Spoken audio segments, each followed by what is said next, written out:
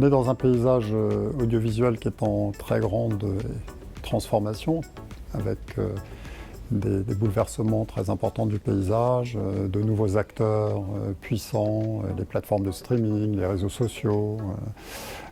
On est dans des usages qui se transforment également beaucoup, 6 écrans par foyer maintenant en moyenne, avec une fragmentation des usages, des formats qui changent maintenant, le podcast pour la radio, le streaming, les modes de diffusion qui changent, le hertzien, le câble, le satellite, mais de plus en plus Internet.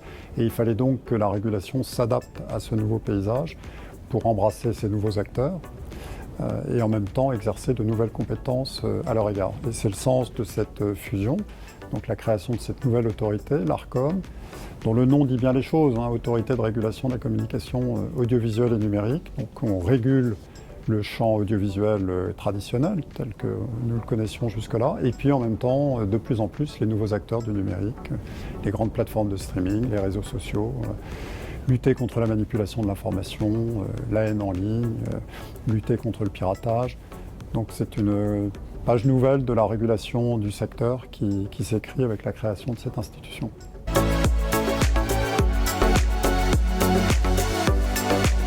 Oui, alors c'est des enjeux majeurs. Les plateformes de streaming par abonnement sont des acteurs très puissants, avec des abonnés très nombreux, et qui n'étaient pas du tout soumis au même régime d'obligation que les acteurs nationaux. Pas les mêmes obligations de financement du cinéma ou de la création, pas les mêmes régimes sociaux et fiscaux. Et donc on avait une situation d'inégalité concurrentielle qu'il fallait corriger. Et c'est le but de cette nouvelle régulation où on impose à ces acteurs des obligations de financement identiques à celles des acteurs traditionnels. Et sur les réseaux sociaux, on a des phénomènes que nous connaissons tous, avec des contenus illicites qui circulent, des excès en matière de fausses informations, en matière de haine en ligne, en matière de harcèlement. Et l'opinion publique, les opinions publiques mondiales aujourd'hui demandent d'avoir plus de protection sur ces réseaux, tout en respectant bien évidemment la liberté de communication. Et donc c'est une nouvelle forme de régulation de ces acteurs, de ces grands acteurs de l'Internet qui se met en place. Et c'est pour nous une nouvelle frontière, un nouvel horizon qui est assez passionnant à mettre en place, c'est d'inventer une nouvelle régulation pour mieux maîtriser les excès qu'on constate sur ces outils assez formidables qui font notre vie quotidienne. Nous, nos relations sont principalement avec les éditeurs des chaînes de télévision, les éditeurs des chaînes de radio, les grandes plateformes qu'on a évoquées, les réseaux sociaux. Et donc c'est avec eux qu'on dialogue principalement. Ça nous amène à être en relation avec les journalistes, avec les rédactions.